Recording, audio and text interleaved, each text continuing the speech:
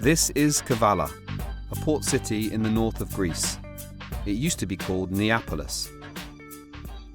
In Luke's account of the spread of Christianity in the book of Acts in the Bible, there are several places where he changes from saying, "they did this or that," to saying, "we did this or that."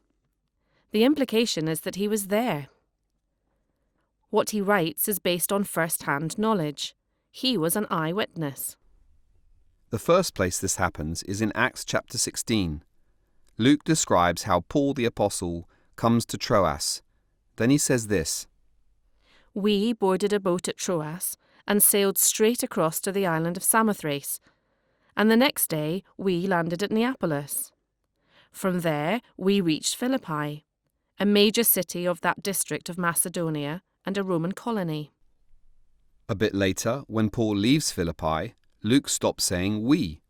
The clear implication is that when Paul leaves, Luke stays behind.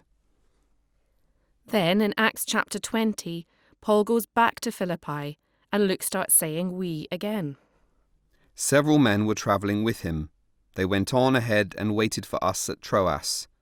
After the Passover ended, we boarded a ship at Philippi in Macedonia and 5 days later joined them in Troas.